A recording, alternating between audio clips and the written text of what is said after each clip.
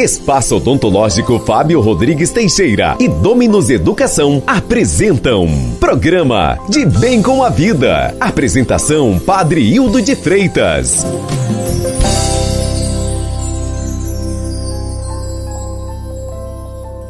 Quarta-feira, dia 16, 28ª semana do Tempo Comum.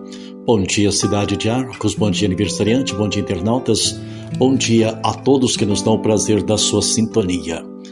Se levardes em conta, Senhor, nossas faltas, quem haverá de subsistir? Mas em vós se encontra o perdão. Os fariseus se punham como piedosos, fervorosos e cumpridores da lei. Cultivavam o rito externo e não o rito do amor, da caridade e da misericórdia. Gostavam e desejavam prestígios e distinção. A proposta de Jesus foi diferente e não agradou, pois voltava-se para os simples, humildes e abandonados. Nós também precisamos estar atentos para não desejarmos o que Jesus já reprovou. Quem tem o Pai tem tudo. Muitos são os planos no coração do homem, mas o que prevalece é o propósito do Senhor. Provérbios capítulo 19, versículos 21. Salomão, ao escrever esse provérbio, teve a sabedoria de revelar algo formidável para nossos dias, pois o texto revela algo sobre submissão, sobre estar debaixo do governo de Deus. Não há nada de errado em sonhar, imaginar, projetar e plantar coisas melhores para o nosso futuro. No entanto, se Deus não estiver presente, tudo isso não terá valor algum na caminhada e no legado que achamos estar deixando. Eu considero que os sonhos são a oportunidade que Deus concede a nós para vivermos de maneira alinhada ao coração dele. E para isso nossa vida precisa estar edificada, fundamentada em sua palavra, ou seja, as verdades contidas nas Sagradas Escrituras são fundamentais para que essa realidade seja presente. A partir do momento em que você começa a sonhar, é que Deus começa a gerar todos os preparativos e circunstâncias que servirão para colocar você exatamente nos trilhos em direção ao seu sonho. Muitas pessoas na Bíblia foram direcionados por um sonho dado por Deus e, como circunstância, foram além de suas próprias expectativas. Venceram grandes desafios e foram capazes de feitos improváveis. Além disso, todas ao longo do caminho enfrentaram circunstâncias contrárias. Por isso, entenda que todo esse processo difícil pelo qual você tem passado é necessário para caminhar em direção à promessa. É preciso ter fé para reconhecer que é através desses momentos difíceis que Deus irá nos fazer ir mais longe. Portanto, alinhe o seu coração com o coração de Deus Pai. Sucesso não é algo a ser alcançado, mas um estado de ser. E quando você reconhece seu lugar de filho e entende que tudo o que o Pai tem é seu, Ele tem os melhores sonhos para você. Na palavra de Deus está revelado todo o mistério da encarnação do Filho de Deus, que nos ensinou a viver conforme os valores do reino. Prepare-se para renunciar aos seus apegos. Para acessar Jesus, precisamos vencer a maior de todas as barreiras, o nosso apego. Prestemos atenção a esta outra passagem. Um jovem se aproximou e disse a Jesus: Mestre, o que devo fazer de bom para possuir a vida eterna? Jesus respondeu: Por que me perguntas o que é bom? Um só é bom. Se queres entrar na vida eterna, guarda os mandamentos. O homem perguntou: quais mandamentos? Jesus respondeu: não matarás, não cometerás adultério, não roubarás, não levantarás falso testemunho, honrarás teu pai e tua mãe, e amarás teu próximo como a ti mesmo. O jovem disse a Jesus: tenho observado todas essas coisas. O que mais me falta fazer? Jesus respondeu: se queres ser perfeito, vai, vende tudo o que tem, dá o dinheiro aos pobres e terás um tesouro no céu. Depois vem e segue-me. Quando ouviu isso, o jovem foi embora cheio de tristeza, porque era muito rico. Evangelho de Mateus, capítulo 19, versículos 16 ao 22. Não é a primeira vez que esse trecho do Evangelho é citado em nossos programas. Neste momento, porém, ele é mais do que oportuno, pois expõe de forma nua e crua a fragilidade dos nossos desejos. Assim como esse jovem, ansiamos pela vida eterna, e muitos de nós manifestamos a intenção de seguir Jesus. Todavia, não queremos abrir mão de certas coisas, o que nos impede de decidir de verdade. Dito isso, se ainda há alguma ilusão, eu reforço aqui sem dourar a pupila.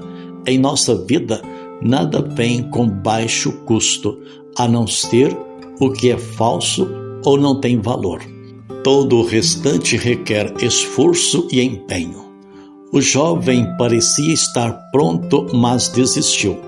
E todos nós sabemos por quê.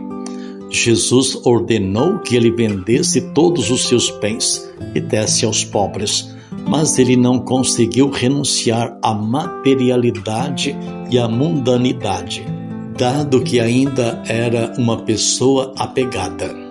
Vivia em conformidade com os ditames da razão e da sociedade. Conseguia observar os mandamentos, mas não era movido pelo Espírito. Conseguia cumprir as leis dos homens, mas não estava disposto a se deixar levar pelos ventos do divino. Lembremos, pois, que a santidade não vem só da observância da lei, mas também e sobretudo da ação do Espírito Santo em nós. Isso nos remete a outro texto. Em verdade te digo, quando eras jovem, tu te cingias e andavas por onde querias. Quando fores velho, estenderás as mãos e outro te cingirá e te conduzirá aonde não queres. Evangelho de João, capítulo 21, versículos 18. Jesus disse isso a Pedro, referindo-se a duas fases do discipulado: jovem ou imaturo, velho ou maduro.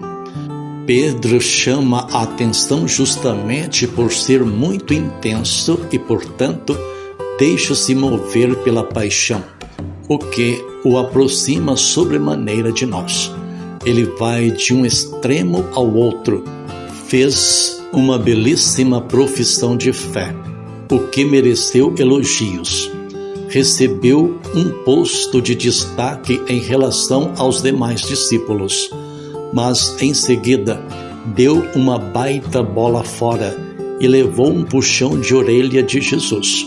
Confira Evangelho de Mateus, capítulo 16, versículos 15 ao 23. Minhas ovelhas escutam minha voz, eu as conheço e elas me seguem.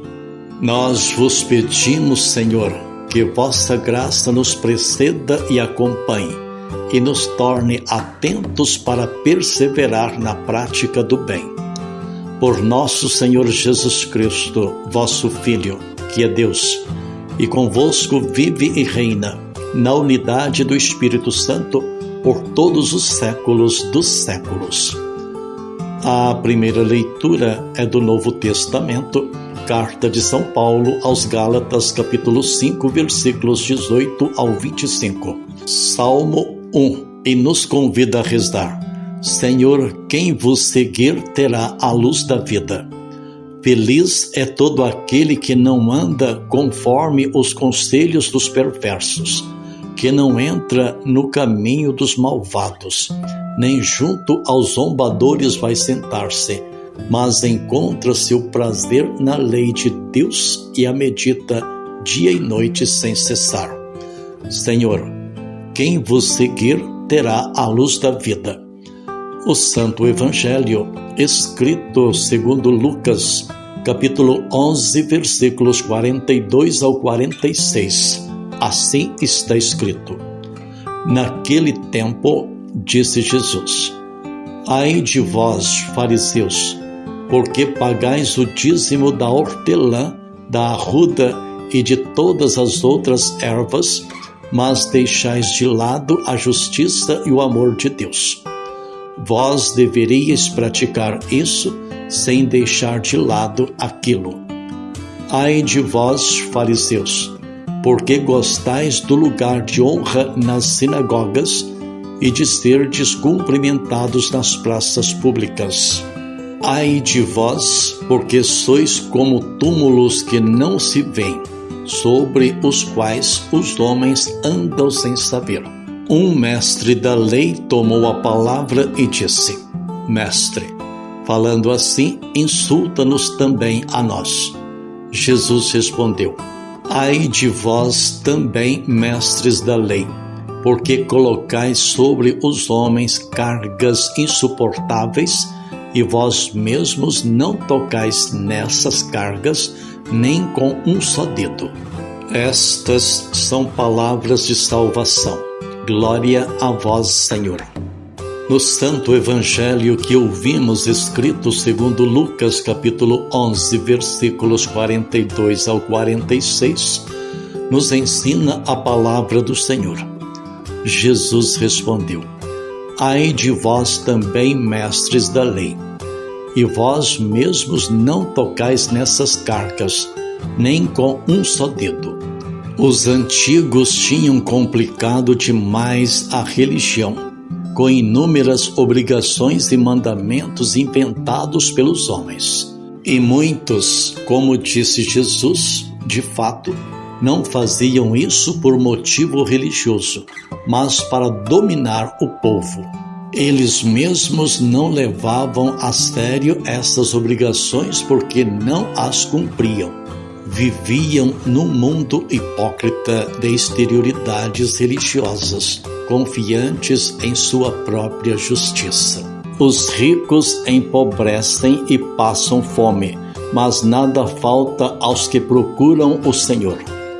Quando o Senhor se manifestar, seremos semelhantes a Ele, pois o veremos tal como Ele é. Quando Jesus, lavando os pés dos apóstolos, nos ensina a servirmos uns aos outros, diz Pedro: Não és o mestre, nunca me lavarás os pés.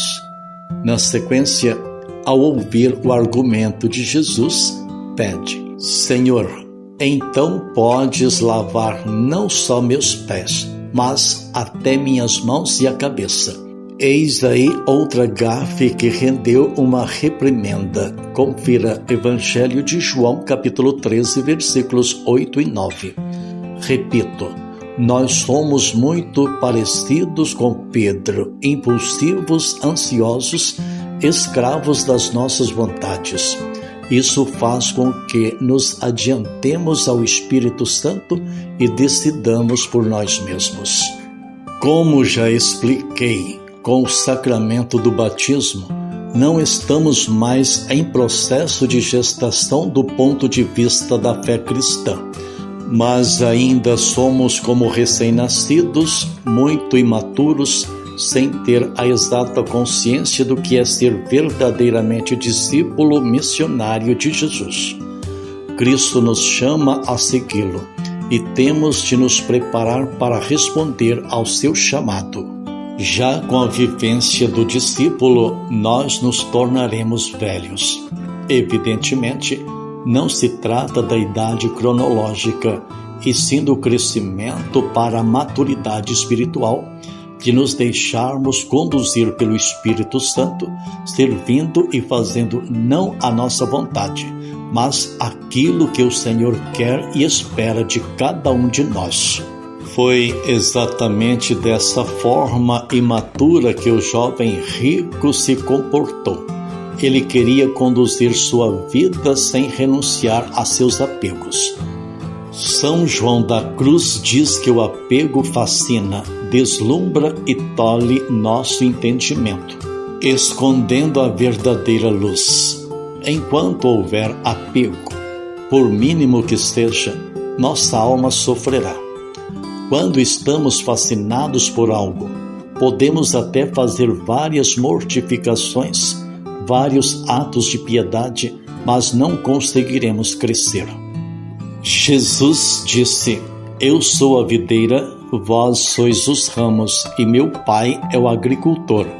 Evangelho de João, capítulo 15, versículos 1. Para darmos bons frutos e nos tornarmos discípulos, é preciso permanecer em Jesus, tal qual o ramo permanece unido ao tronco. Somos os ramos, e se não estivermos unidos a Ele, que é a videira, não frutificamos e seremos galhos quebrados, que em pouco tempo secarão e serão jogados ao fogo como lenha. Temos de estar unidos a Jesus, pela palavra e pela Eucaristia, para nos nutrirmos com o genuíno alimento espiritual, que é a seiva da vida. Quem conhece um pouco da zona agrária sabe que, em toda plantação, para haver boa colheita, é preciso limpar, carpir, retirar os parasitas. Foi também São João da Cruz que disse ser indispensável lavrar a terra para fazê-la frutificar. Caso contrário, só produzirá ervas daninhas. Da mesma forma, a alma precisa ser lavrada no desapego e na renúncia para progredir em santidade. Vimos 3 exemplos clássicos e emblemáticos de pessoas que tiveram a chance de sentir e participar do grande poder messiânico de Jesus, mas não estavam decididas, motivadas, convertidas o suficiente. Que pena! E você?